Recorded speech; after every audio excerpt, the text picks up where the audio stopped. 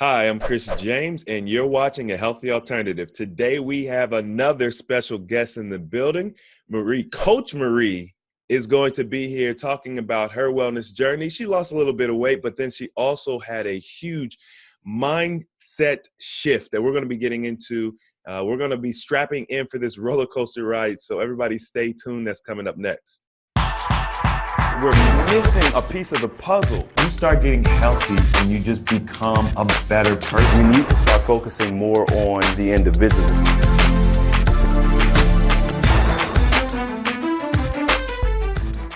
It is, well, it's when we started conversing, it was 9:15 where I live.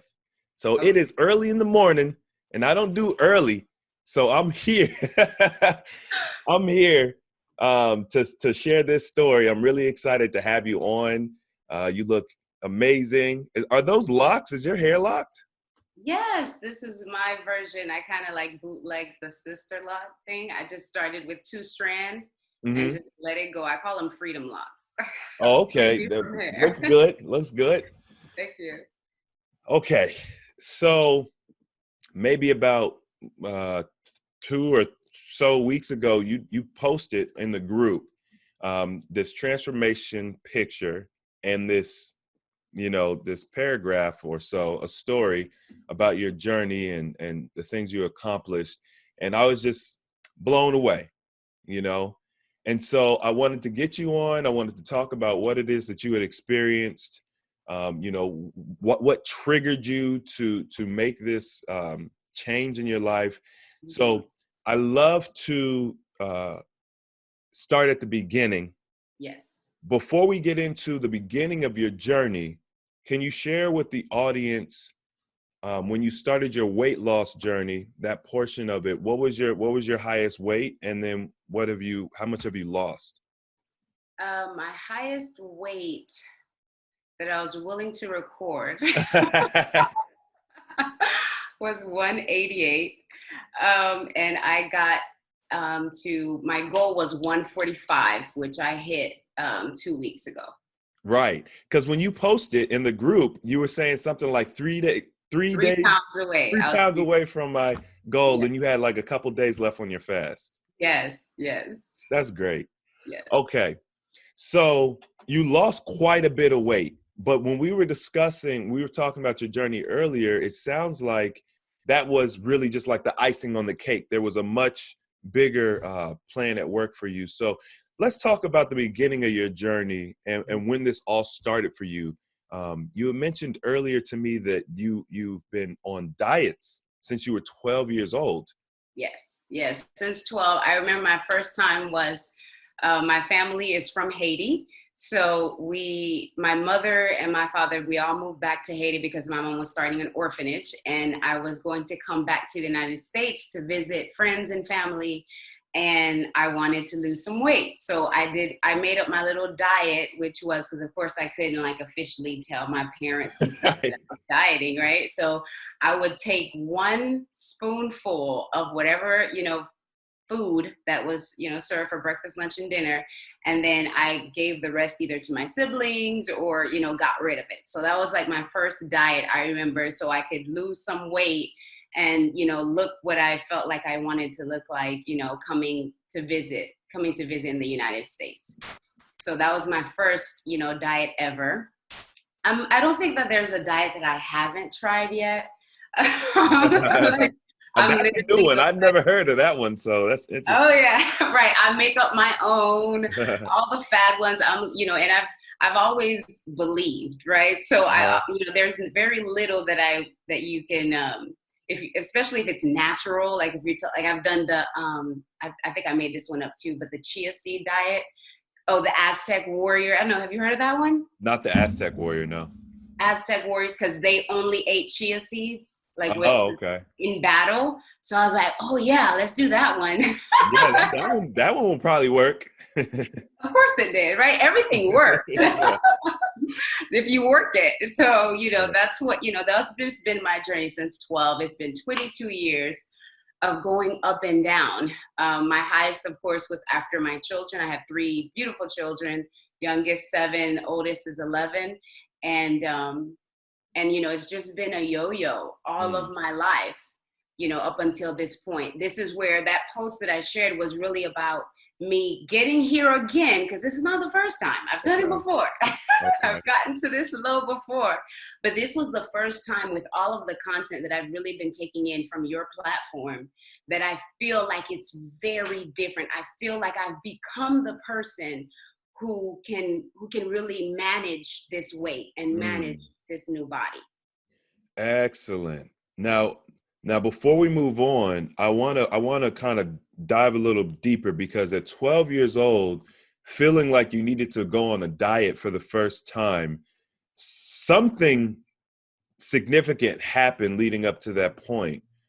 Now, you said you're from Haiti, or you were coming from Haiti.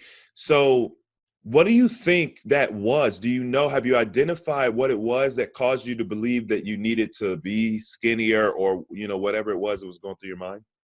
So my mom had always done diets. So we grew up watching her dieting. Okay. And, in Haiti, we eat a lot of carbs. If that's the love language in Haiti. Food is the love language, right? Very interesting. And so all of my friends here in the States, where they were, into sports, so they were always just fitter. I was always the thicker girl, right? So, so that was like, and of course, 12 years old, you got crushes and stuff. I know there's certain people I had left and I wanted to look a certain way, but I was just primed to that dieting life, always seeing my mom trying to lose weight and things along those lines just made it that it was just the first thought, like, okay, I'm going to see people, let me get slimmer. Gotcha. So do you think, and I'm just kind of throwing some stuff out there at this point. Sure. Do you think that some of the imagery played a role that you see from, the commercials and just of women in that time? Absolutely. Absolutely. In Haiti, if you look thick, if you look healthier, I'll say, right? Okay. That's a sign of wealth. That's a sign that, okay, your family is able to, provide for you. So it's not a problem in Haiti, right? But it was just here based on what we see in, our society, what we're primed to, what we're conditioned to seeing or thinking is the right figure. And that was definitely part of my, struggle, is that comparison, right? The superstars, that we want to look like in those times, for sure. Wow. See, that's so interesting, because that's a perspective. I've heard that before, right? That when you look healthy, when you got some weight on you, that's a sign of wealth. You can eat. You're eating 3 meals a day. Right. So, and I can understand that. Let me ask you this: which one is right? Which perspective is the right perspective?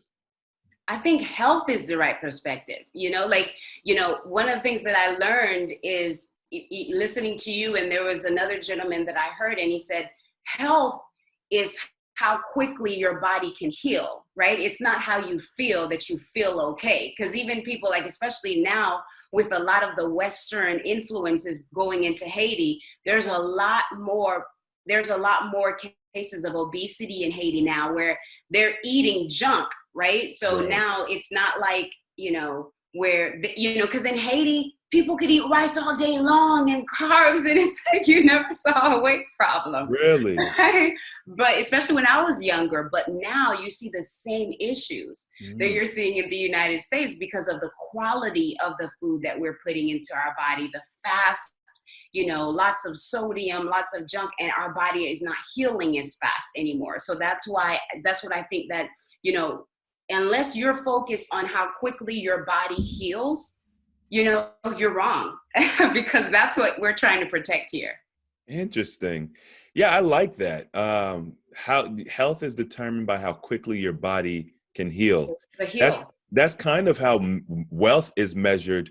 When you look at, finances, it's like, how long can you maintain your current lifestyle before you got to go and put in the application, and that determines wealth. Right. Yeah. Because I've always say health is wealth. It's one of my favorite quotes. And like, it's funny to see that comparison there. Okay. So you started dieting at 12 years old, but obviously Okay, so we've already stated that the dieting, it works, right? You could do so many things to lose weight, but you've continued on this kind of up and down path. So then where did the yo-yoing come in for you? Like what were the struggles? Was it like emotional eating, or tell us about that.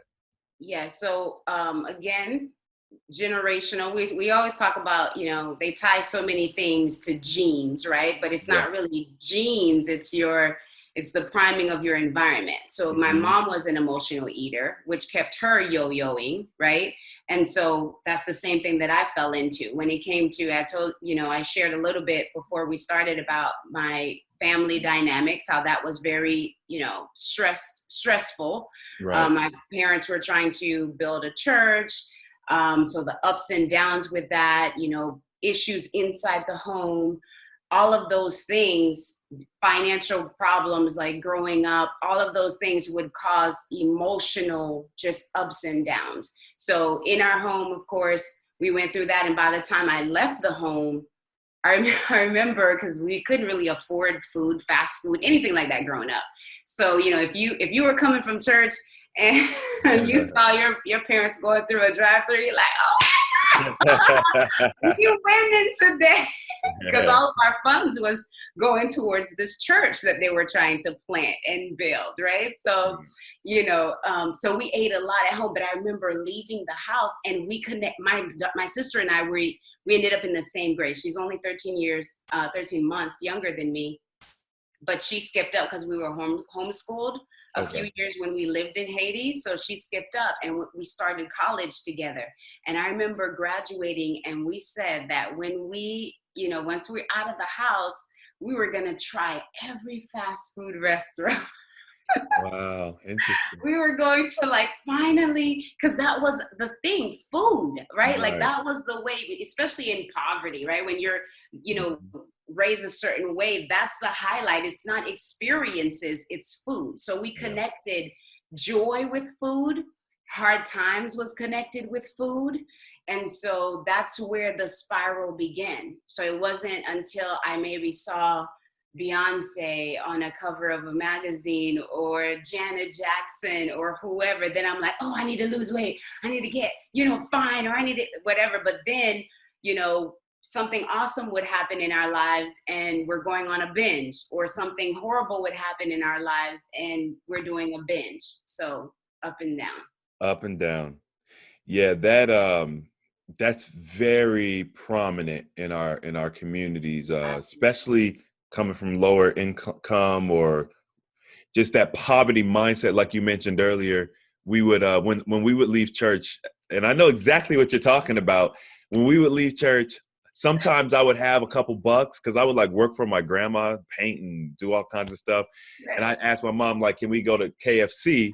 Because back then they had the good biscuits, and you could get a box of biscuits for $4 or something, $3 or whatever it was.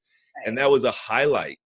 Yes. And what I've noticed is when I look at people who come from just the lower, as far as money, maybe didn't have as much money, or just the hood, or whatever you want to call it. Right. And then they get money, they become financially successful.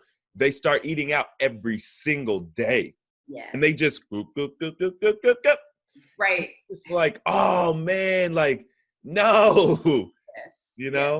And the thing about it is, I found myself doing it with my children, right? Even though, I consider myself, further along than where my parents were, breaking through those generational curses, but I would still, and I'm, we claim being a foodie, right? That's the thing. We say, oh, we're foodies, right? And so, I would do it with my children as well. And so even now I have them as well, kind of primed, when something awesome happens, oh, we're going out to eat, or how are we going to celebrate? And it's always around food. Right. And so I'm having to now break that even with them and say, look, we're not dogs, right? We don't go after treats. So food is something that we do for fuel, but what else can we do? And of course I'm doing it slowly because I know I was part of the one creating this. So I'm not going to just hard stop it, but just reconditioning, just like I had to recondition my mind to kind of become aware and now make that change.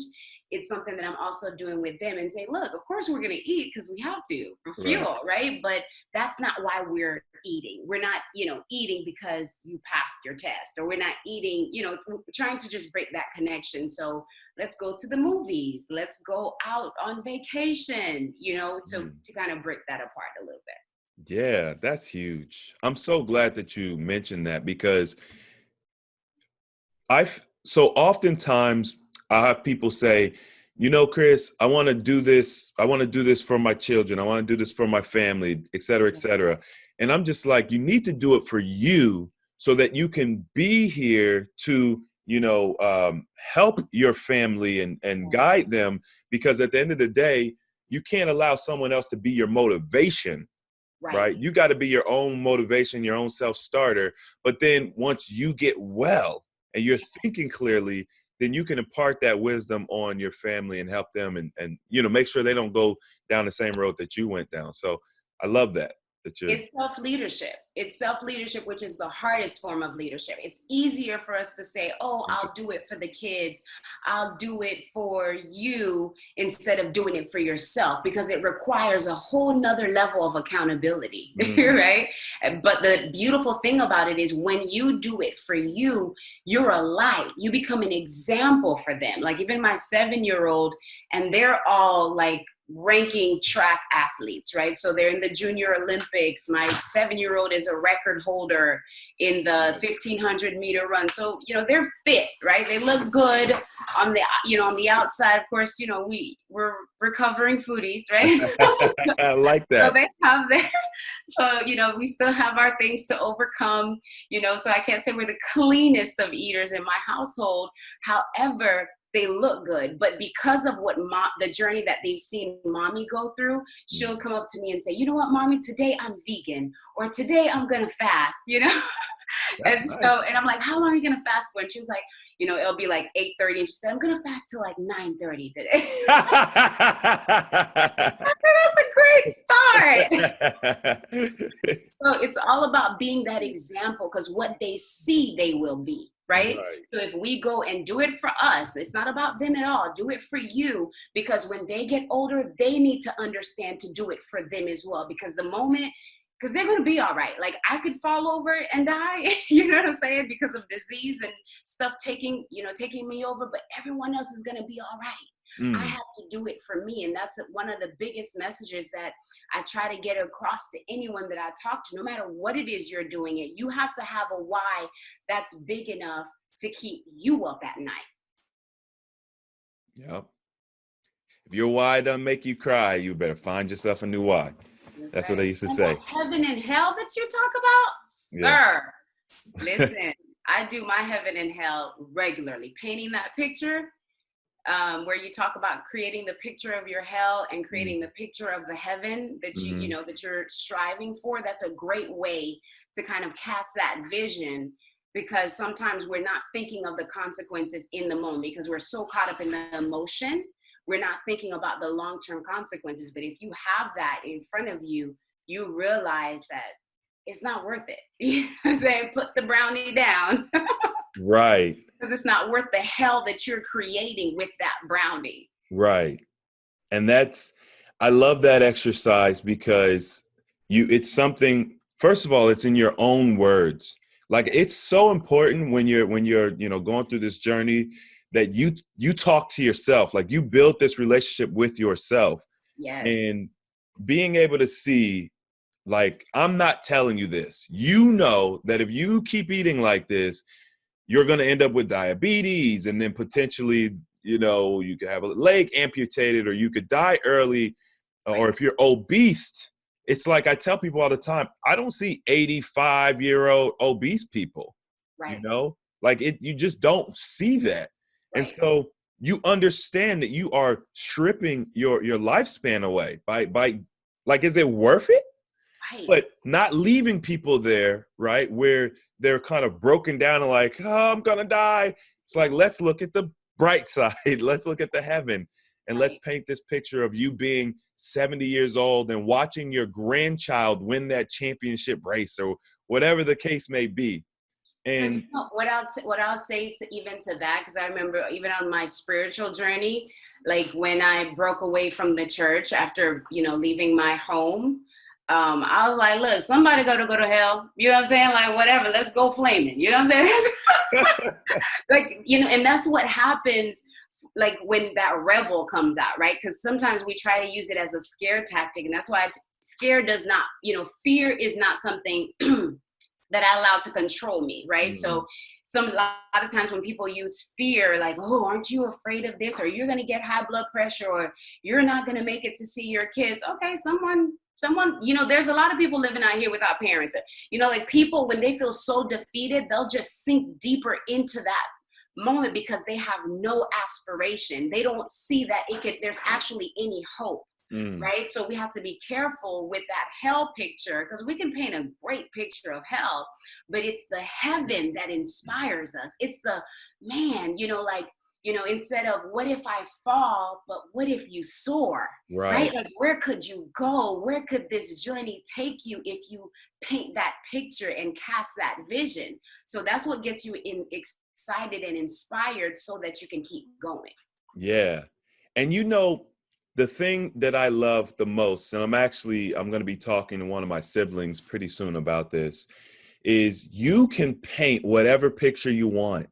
Like we are creators, and it's like we got to tune into that. We got to understand that, because when you're painting that picture of heaven, you can be whoever you want to be. It's like we're children again, and they're telling us you could do whatever you want to do.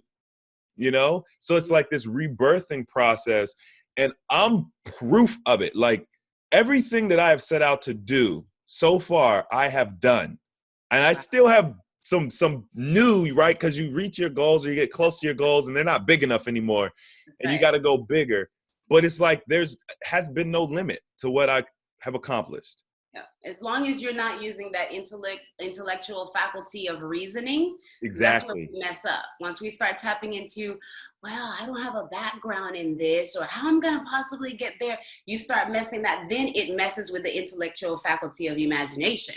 But if you stick to just limitless, like, I have nothing to lose in dreaming. Let me just dream, right? Shut the fear up, shut the doubt up, all of that stuff, just put it aside and just dream.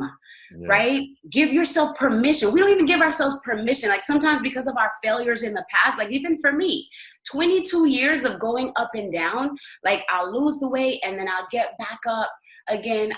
Before these past 90 days, I got up to 179. I told you my highest was 188. So it's been within this 90 days that I dropped this, 30 some pounds, right? And it's been a journey, but even throughout that time, it's like, well, your mom's heavier. You can, what I'm saying? Like, maybe this is just it, or, right. Or even the fact that my mom and my grandmother, because of course in Haiti, when you lose too much, they're like, ooh, yeah.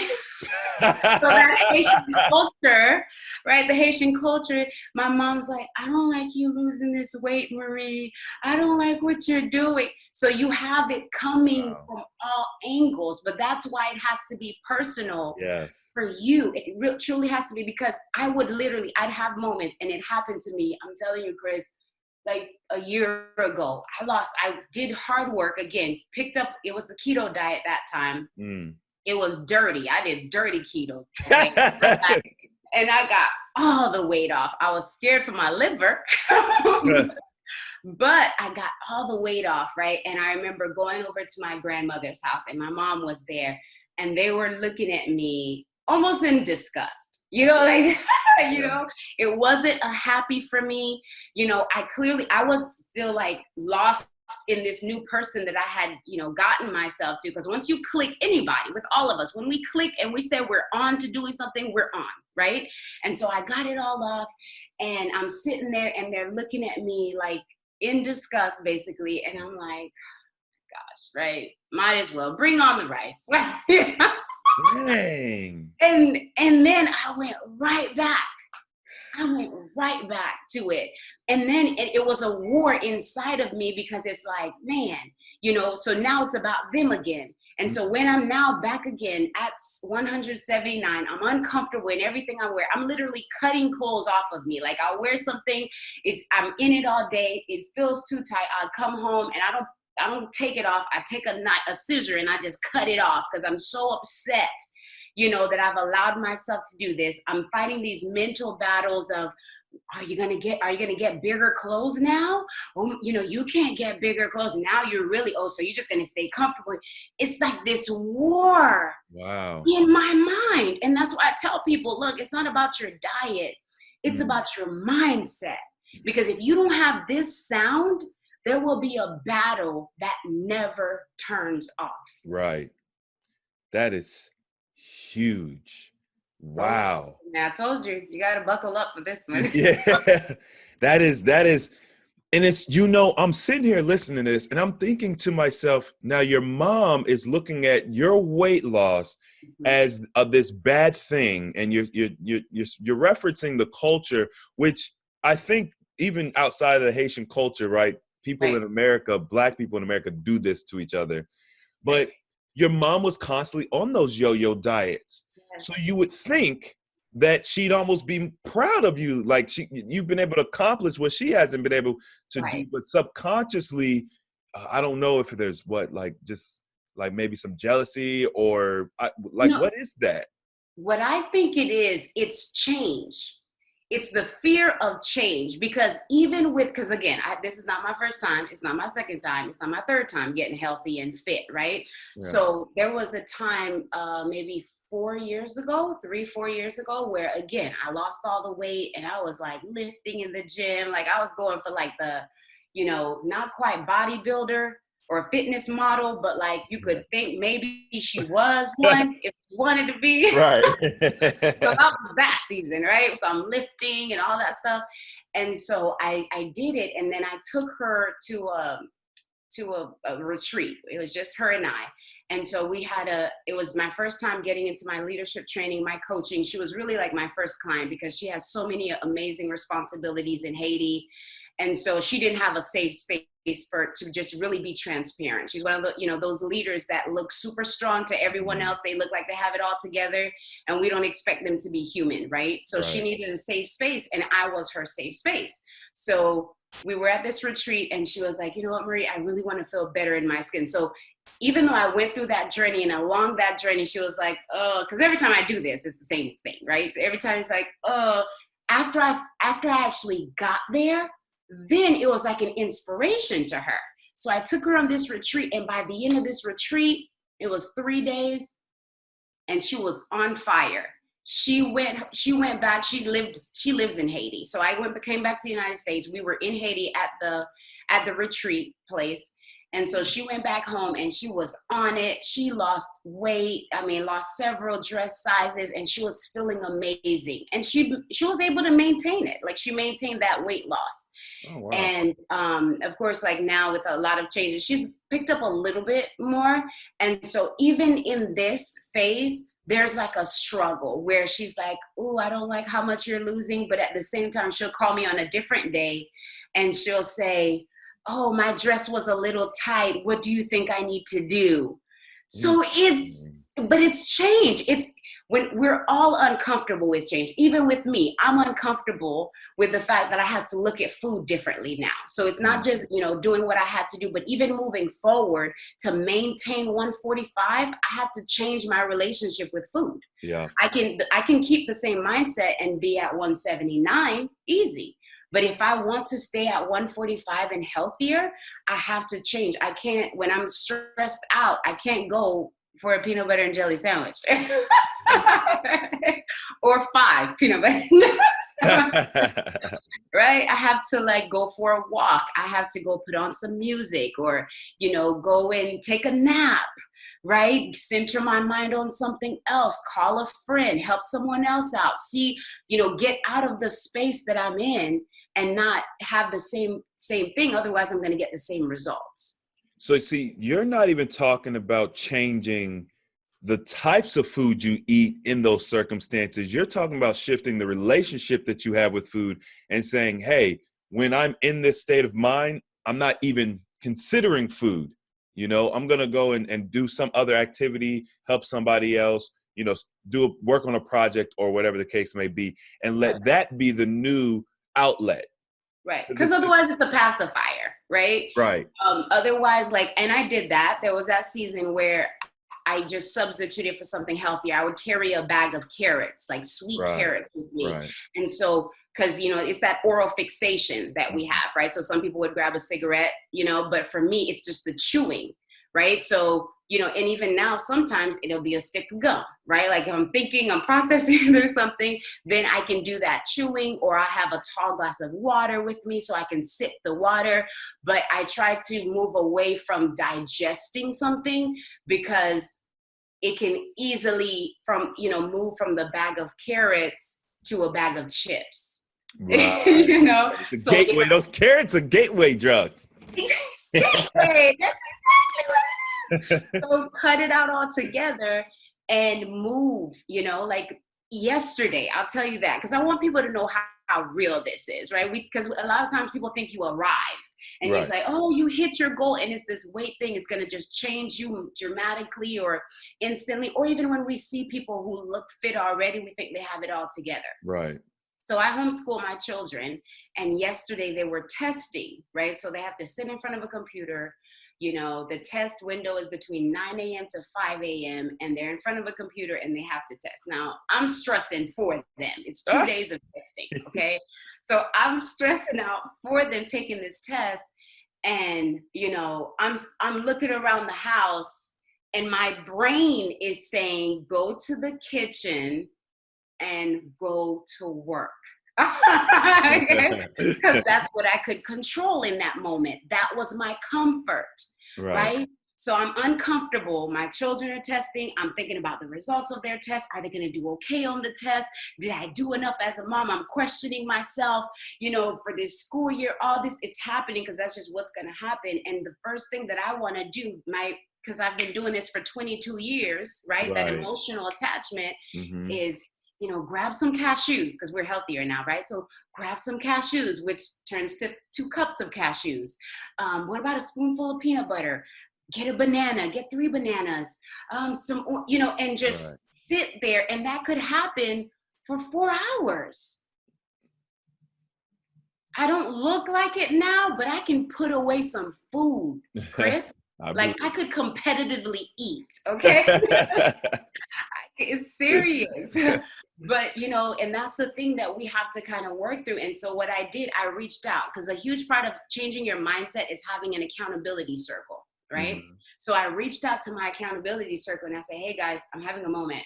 And right now, the only thing that would satisfy me is putting a burger and fries in a pizza, rolling it up like a calzone and stuffing it down my face.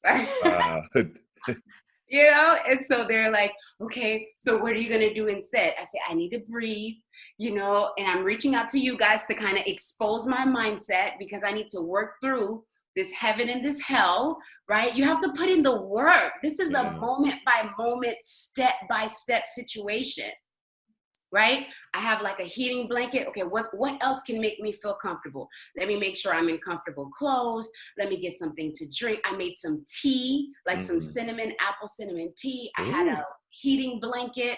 I put that around me. I started rocking in my chair like this. And I'm sure I sound crazy to some people watching this, but it got me through. And I fasted the entire day. Nice. Then I got to the end of the day. I had a healthy vegan keto, you know, meal, like some vegetables sauteed, and I had my protein shake. I did my workout, which is another stress reliever, and then I was good.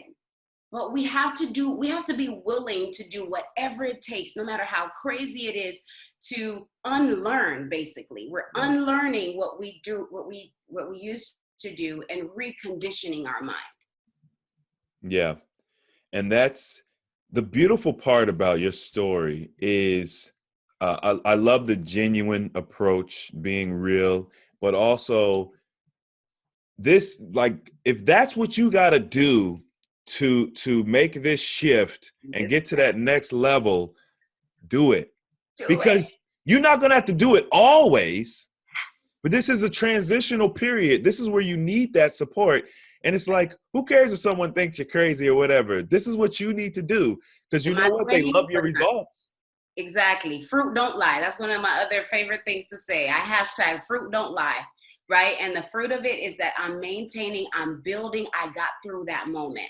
Because we think about it, if it's a drug addict, when the drug addict is going through withdrawals and they're strapped up in the bed, you know, we don't think that's extreme. Well, that's Right. what I'm going through. I'm going through a withdrawal right now. Yeah. You see what I'm saying? Like I'm changing literally everything about myself that I've grown to become accustomed to over 22 years.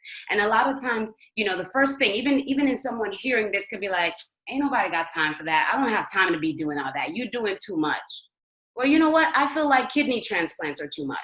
I feel like being, you know, having diabetes and kidney failure and obesity and high blood pressure, I feel like all of that is too much. And so if this is what my too much is, and it's actually setting an example, a real example for myself, for my family, inspiring others through a true, genuine story, not to say that you'll have to do what I do, because I'm not sure that I'm wrapped completely tight myself, but understand that it's all about your mindset, and understand that if you have, you know, my company is relentless winning mindset.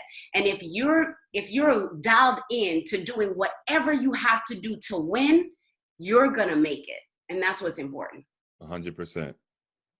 We're so powerful. Like, we don't give ourselves enough credit. You could do whatever you want to do once you make that decision. Yep. I was listening to Will Smith talk years ago. He's one of my favorite, like, actors and just people. And he was just like, anytime you want to do something, all you have to do is decide. That's it. It's like, we think it's like this big thing. You want to be a millionaire. You want to, you know, have a supermodel body. Right. All you have to do is decide to do it. Yep. It's not easy. I'm not saying it's easy, but it's simple. It's just a decision. A decision. Yeah. And then be willing to go through the ups and downs, because a lot of times we make the decision and we're comparing that person's end to our beginning. And so we set ourselves up for failure and think that, oh, I'm going to decide to lose 43 pounds and I'm going to go for 90 days like Marie did, and it's going to come up. No, you actually have to become the person, right, mentally, that can lose 43 pounds. And guess what? That's going to come with hills and valleys. So you're going to show up and you're going to do good at the birthday party. And then on your way home, that bag of chips that you forgot about in the car is going to call your name, and you're going to think, oh, it's just a bag of chips. Look at all the food and then the gateway drug, right? That's what we're calling it. Yep. And by the end of the night, you turned all the way up. Yeah. But that's okay. What did you learn? What did you learn from that? I call it wins and learns, because you never lose if you're determined to keep going, right? So what did you learn from that fail, or not fail, from that, you know, episode? Right. I did it. I did a 10-day. Okay. So in the past 30 days, I've done 2 10-day fasts. Okay. At the end of my first 10-day, I had lost like 17 pounds. And I did good on the first 2 days of the refeed, ate something small, kept it raw. And then once I felt like my body was together, then I went hard, Chris. Okay. I made up for at least 5 of those days. Right. And so then I was like, oh, right. So then I gained, like, I think it was 9 pounds from my 17 that I lost. 9 pounds came back on. So then I said, you know what, Marie, you're going right back in. So then I did another 10-day, right? And so at the end of this 10-day, my approach was different. I said, now you're going to keep tracking, because while I was on the fast, I was tracking my weight. I was tracking my glucose levels. I was staying on it. But the moment I completed, it's like, I thought I was done and I arrived. I stopped tracking. And I said, you're going to continue tracking through your refeed so you can stay on the path that you intend on staying on. And that's why after this refeed, my glucose levels are still in check. I look at those carbs, but I'm like, you're not about to knock me out of ketosis. Right? So, you know, I want to keep that. And so I'm working on that. And I decided I had a plan to go into vegan keto, which is a very strict diet. But if you can go 10 days without food at all, you can transition with a vegan keto. Yeah, yeah. Until you like slowly, keep it up. But I didn't want to gain weight, right? And make the same mistake. So I didn't beat myself up about it. I understand it's a journey, right? Mhm. And so I need to win and learn. Yeah, I like that. Win and learn is really, really good. And I tell people all the time, people are on the group, they're like, oh, I just failed. That, maybe their goal was 10 days and they did 5. I'm like, you failed? You did a 5-day fast. Like, Right. that is not easy. Like, people, I almost feel like we promote these real long fasts and stuff Right. so much that people think, oh, I only did 5 days. I'm like, Right. like, that's Right. amazing. And you Right. could People literally, can't go 2 hours without putting something in their mouth. there's people that's like, literally, they're like, man, I tried that fast and stuff for a couple hours. I couldn't do it. I'm like, huh? You can't, so you're telling me you can't go a day without eating, you Right. know? Right. And so that's so huge. So you did 2 10-day fasts, and that's kind of how you achieved that. But then also you shifted your lifestyle, right, which was huge, 90 days. and your dietary strategy. You're Yes. doing, because I tell people are like, Chris, what do you think about the keto? I think I just addressed this actually, and I was like, well, there's a healthy way to do any diet. Like, Right. there's an optimal way to do it if you're going to do it, and I would say that the vegan keto is probably the healthy way to do it. Like I So said, I did the dirty keto, and I can tell you all about that. And yes, you will lose fat or weight, you want to call it, right? Like, you'll lose that like crazy. But I was literally eating pork skins and sparkling ice. Yeah. Yeah. And yes, I was thin, right? But the thing about it is, again, my organs, because, it's not about being a certain weight. This is about health. Right. And so when you get to the point, because that's all I was eating, and your eyeballs start turning yellow, that was scary. Because I don't, you see what I'm saying? How many livers do you get? Yeah. Right? How many kidneys can you get? Right? Where they sell those at? Right? Right. So that scared me. And so, of course, I told you I left that, but about a little over 100 days now, a friend of mine, she bought me a vegan egg salad bagel, something. And so I've always wanted to go whole food plant-based. It's something that I did a long time ago. And I was like, man, this is the lifestyle for me. And I said, you know what, I'm just going to do it. So that's what I started doing at first. But of course I started dirty, French fries and beers, also vegan. Yeah, it is. Yep. Right? So it was dirty at first, but it helped me transition. I used a little bit of tofu, all the substitutes, and then it got cleaner. I did like a 30-day, 40-day challenge where it was just fruit only, all within this 100 days. So I started the first 30 days was first 25 days or so was dirty. Then I did a 30-day vegan challenge, fruit challenge. Just only fruit and herbs, and then like herb teas and stuff like that, sea moss, stuff like that. And then that's when I started falling into your content and just learning about fasting. And so I started incorporating fasting, and, it blew my mind. I did a 10-day before, but it was a spiritual, fast long time ago. And, that was just different, but just to do it this time, this way, I was able to do it with that group, just seeing everybody doing it. Again, the power of your circle, right? I was the only one in my house doing it, and it was my husband.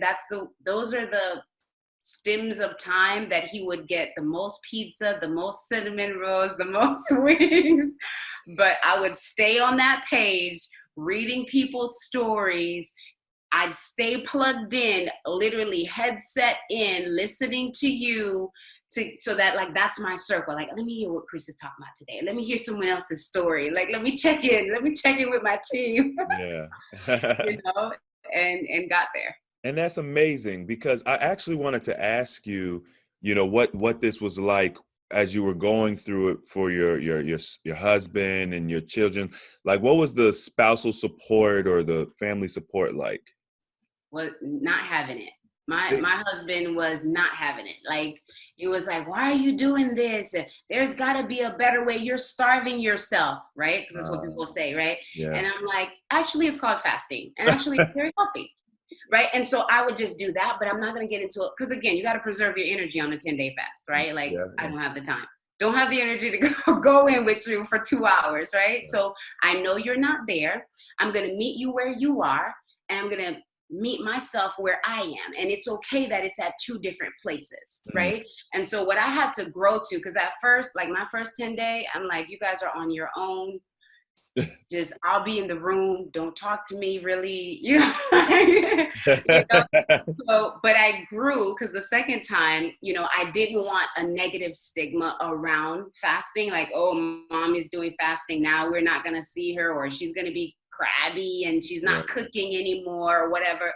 So I grew to plugging positive content in while I was cooking for my family, right? And I even said that on that post. I had mentioned that, you know, I made all this food for them, cleaned up all the dishes, and I felt some kind of way that I didn't have any of it, right? But I grew because, again, I understand I have to become someone else. And I was so proud of myself for being able to cook food and taste it.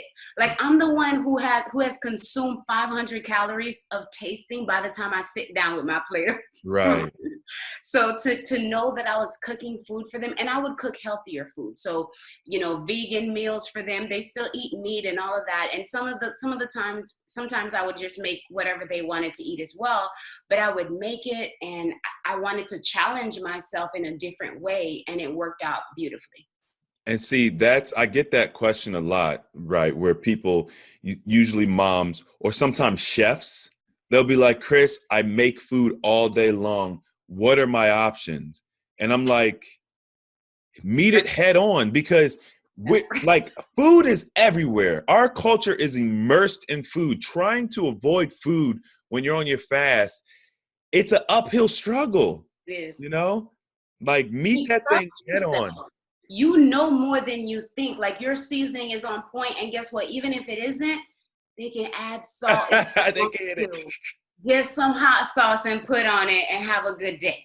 Right? Yeah. So empower them, shift, right? Like, challenge yourself to make a dish that tastes amazing, because you're really being intentional about your seasoning and not necessarily using, you know, your own taste buds. I would use my children. You know, so sometimes I'm like, okay, I could come and taste this. Just tell me what you think. I don't have to be the one tasting. Y'all the one eating it. Right. You know, so get creative. And again, if you give yourself permission to get through whatever your fast is, whether it's 24 hours, whether it's 18 hours or 10 days or 90 days, if you make the decision that I'm going to be relentless in the pursuit of my goal, and I'm going to do whatever it takes to get to this goal, you're going to make it. Yeah, 100%. There's nothing else that can happen except for you to be successful. That's right. Well, this has been amazing. Now, you when I talk to you, I can tell that you have some sort of leadership, motivational vibe. Like, obviously, I see here, Coach Marie. What do you coach? I coach. Who do I coach? Well, I coach on leadership. Okay. I coach on leadership development. It's something I'm super passionate about, self-leadership. And who I coach is a lot of women that are in the space of leading themselves. So whether they're business leaders, or maybe they have a vision to speak. Honestly, I never desired, this was not something that I wanted to do. Like, I never saw myself being a speaker. I told you about my, upbringing in front of anybody, telling anybody anything. It's something that just, I was kind of pulled into. I'm a 92% introvert, even though you can't really tell sometimes. But because I'm passionate, I know it works. I know it's real. I live it. And so it just it just so happens that I get to do it behind a mic now, right? Like I get to do it. I've spoken in front of audiences of 5,000 people. A lot of times it's inspiring people to shut the fear up and live their dreams. I help them change the way that they're looking at things, so the things that they look at change. And so I do workshops. I have, like in my one-on-one clients, which are a lot of times in companies, I do corporate trainings and things along those lines to just build people and empower them, no matter what it is that they're trying to lead. Because even this journey here of weight loss, it's leadership. Yeah. Right. Leading yourself. So can if people are listening, if they want to, reach out to you for whatever, whether it's leadership training or ask you questions about your overall weight loss or health journey, is there some way they can reach you? Yes. So I try to stay active in the group. So they can definitely find me there, Marie Cochran. My email is info@relentlesswinningmindset.com. So you can also find me there. Find me on Facebook. Slide in my DM. I'm easy to reach. She said she ain't hiding. I'm not. Cool. Well, I'll leave your information in the description box and probably the comment section, because people, they always ask me, how do I find such and such? And I'm just like, I put their information in there. But yes. And I'm trying to do better. Like, I don't necessarily care. I mean, I care to add value in this way for people that are ready for that mindset, right? Like for that mission. Mm-hmm. And so again, everything that I teach on leadership, it can be applied to whatever journey you're on, right? It just has to be, tweaked a little bit so you can see it in that light, on that perspective, on that vein. And so, yeah, I'm definitely down for helping people shift their mindset in that way so they can reach their goals. Yeah, perspective is so important. I used to do electrical work, and one of the journeymen that I worked with, he would be like, he used to call me C. He'd be like, C, perception is reality, because like I would always get caught, like me. It was always me. I get caught like on my phone or something. I'd be working for 2 hours straight, and I'd go to my phone to just, take a quick breather, check it. And then here comes the supervisor. And so, they're like, oh, you need to get back to work, And I'll be like, bro, I've been working all this time, but you yet just caught me in that little window. in that moment. And that was the perception that they had. So it was like they couldn't see the forest for the trees. It was like, I've done all this work. Look at how long I've been here. Look at all the work I've done. All you worried about is me on my phone. Right. And that's perception. That's perspective. Yeah. So being able to shift perspective for me personally was huge, especially when you think about the climate of the world today. A lot of people are like, yo, Chris, how are you doing? I'm like, excellent, better than I've ever been. Right. Because I don't allow what's going on around me to affect, like, this is me. This is me. Right. Like, I got to take care of me first. That's right. So perspective is huge. Absolutely. Well, this has been enlightening. I'm really glad we did this, because I feel like this conversation was unique, and I love to have those unique conversations. And, we talk about the same stuff a lot, but having those unique moments in them, I know that people are going to get something good for this. So thank you for your time. Thank you for joining us. Absolutely. It was a pleasure. And thank you for everything that you're doing. I don't know. I mean, I'm in a similar space where you are as an influencer and as someone just out here adding value. Sometimes it can get hard, and it's hard to see really the impact of what you're doing, but you've made a major impact. Like all the stuff that you're putting out, and you don't know who's listening or how they're listening, how they're being transformed, but it is blessing a lot of people. So please keep doing it. Round of applause to you. I know you get backlash and the negative comments. Don't read the comments. Tunnel vision. Keep going forth with what it is that you're supposed to do out here, because listen, you change generations because of what happened with me. Because I'm definitely going to be intentional about my family, my children, to break the curses. My husband's dad died at 52. You know what I'm saying? And it was of cancer, but of course we know that our lifestyle and the type of things that happen, the way we're eating, is a huge part of that, right? Our mindset. And so you definitely shifted it for me to not be about weight loss, but to be about a healthy alternative, like a mindset shift, like what is health? Let's make it about health, and then just see the skin that we end up shedding into Right. because of those decisions.